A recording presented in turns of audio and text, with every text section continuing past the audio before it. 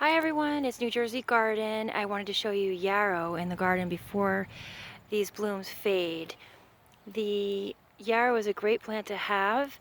This one is great variety because it has all different shades of pink, and a little bit of yellow, a little bit of orange, and it's just a very cheerful plant to have in the garden. It has a very ferny look to it.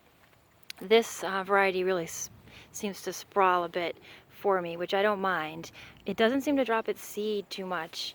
I've had other yarrow where it really was dropping seeds everywhere, and this particular variety just seems to spread within the area rather than dropping seeds. So I'll just try to zoom in and show you all the color variation. It's just interesting to me to have so much color variation within one plant. There's a couple more yarrow to show you, so I'll pause the video and show you those. Okay, so here's another yarrow in the garden.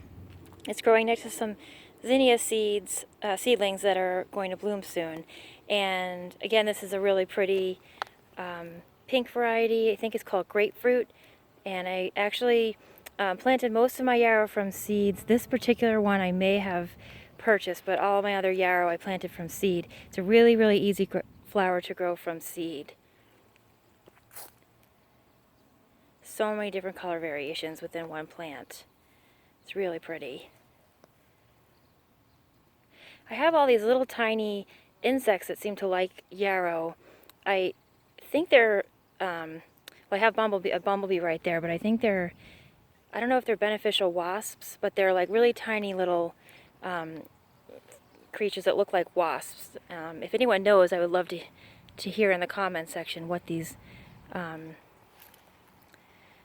what these creatures are. I'm trying to find one now.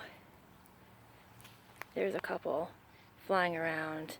They seem to enjoy the nectar. I'm trying to zoom in. They're just so tiny.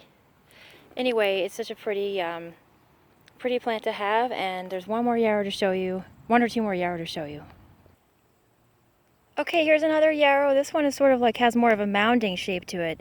My other ones are a little bit more flat on the top.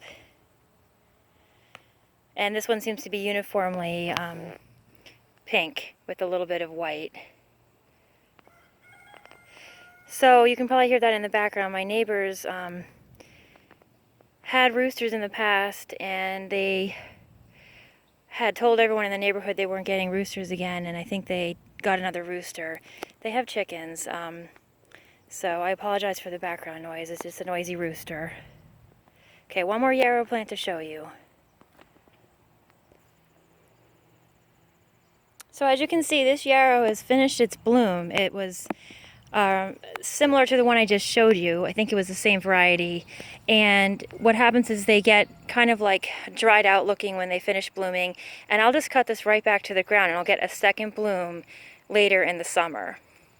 So it's kind of nice to have your flowers in different locations so that, you know, like this bloomed first and then I have other ones blooming now. And it's sort of nice to have them in different spots in the garden, because you can have different microclimates within your garden, different amounts of sunlight, different soil even, or just wind conditions and shade from neighboring flowers and plants will create different microclimates. So for whatever reason, this yarrow always blooms first in the summer. So I hope you enjoyed this video. Thank you so much for subscribing. Have a